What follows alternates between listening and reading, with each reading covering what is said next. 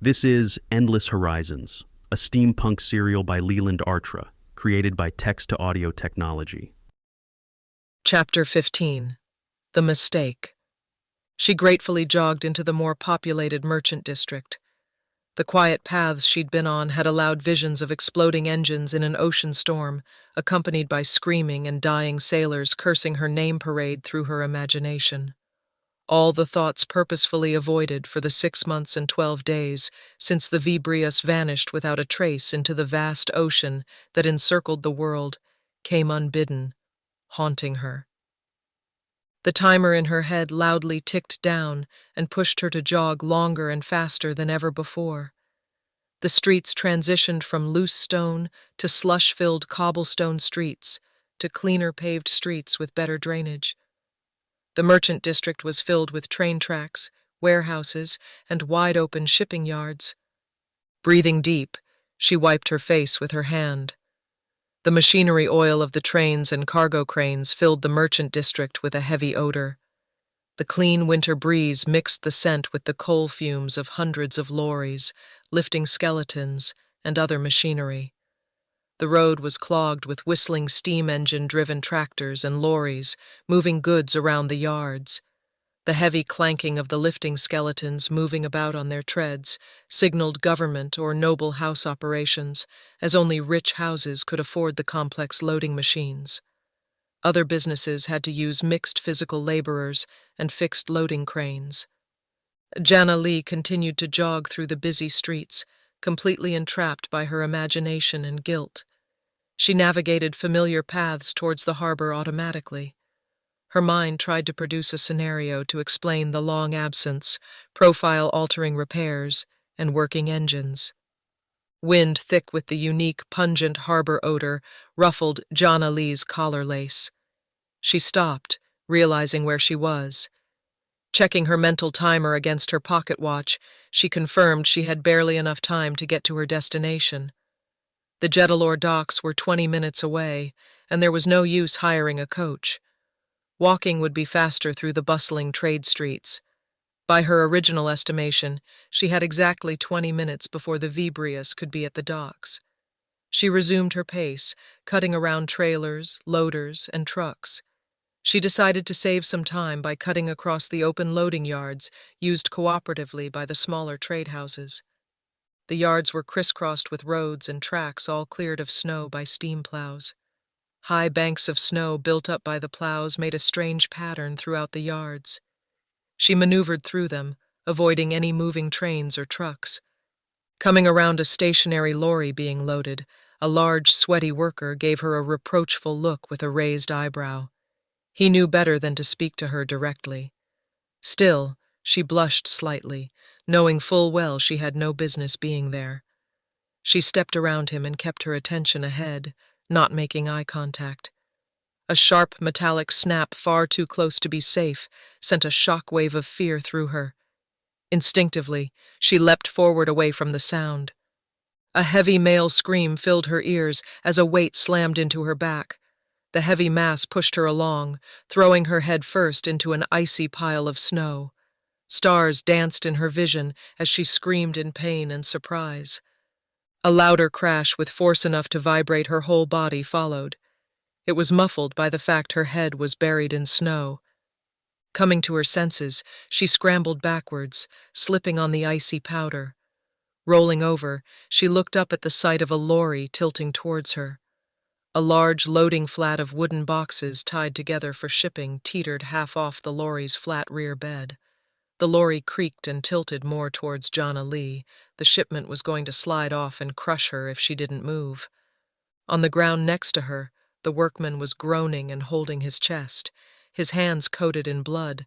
The blow had splattered the snow around him with a whip-like cloud of red dots. She slammed her hands down and brought her boots up into a reverse crab-like stance, trying to push herself up. She crab-walked backwards as fast as she could, but slammed her head into the snowbank she just pulled herself out of. Her eyes lost focus, and she felt a little dizzy as stars danced in her sight. A spray of translucent, shimmering light flashed over her, striking the lorry like a jet of water. "Jana Lee, get out of the way!" an army officer yelled, leaping over the snowbank, pointing her hands at the lorry. She was followed by 4 other soldiers. As her head cleared, so did her vision, and the dancing stars with shimmering lights faded. The ensign braced herself against the lorry, followed by the 4 other soldiers. The 5 women were strong, and together they were keeping the lorry and its load from crashing down. Jana Lee rolled over and scrambled over the top of the snowbank.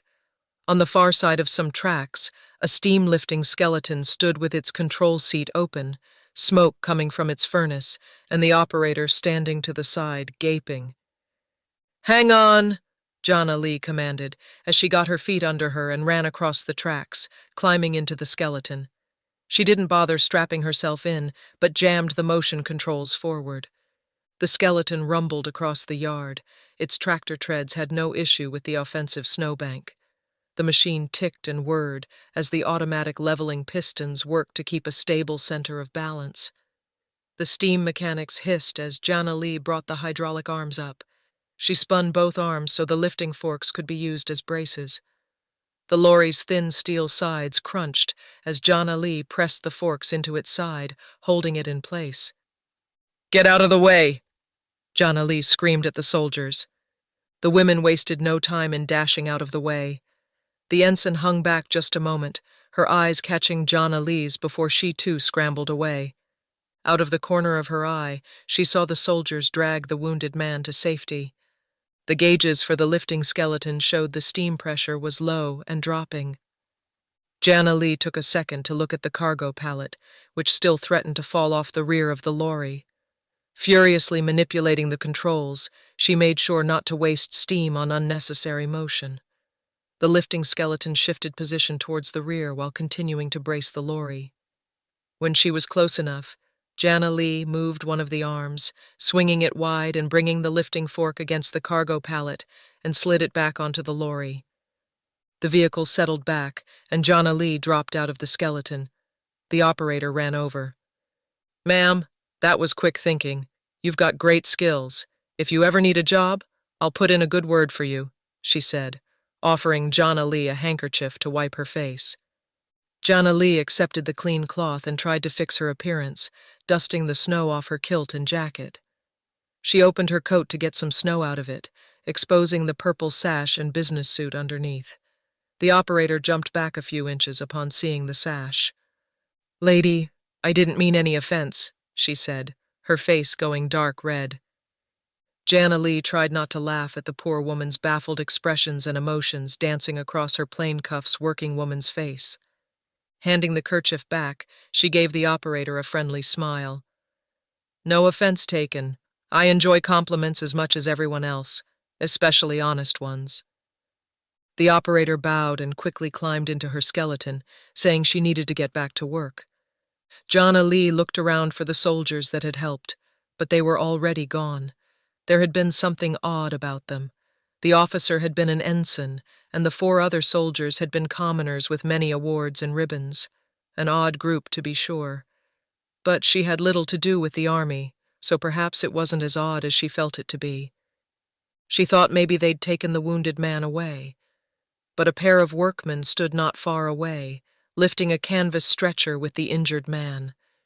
Her back hurt, and she examined the thick, broken chain. She'd been lucky. The chain had whipped free when it broke, striking the man instead of her. If the workman hadn't been there, she'd be the one on that stretcher. A workman ran up, his eyes wide, and looked at Jana Lee holding a hand out. "Lady, are you okay? I'm sorry. That chain shouldn't have broken like that." Jana Lee wiggled a bit. "I think I'm fine. I was just knocked into the snow by the man the chain hit." A dock mistress in the imperial green and red trousered uniform walked over, her face a cold, hard rock. She shook her clipboard in the air, shouting, "Obscenities at the crane's operating lady." Jana Lee took a last look at the cargo. She needed to get moving.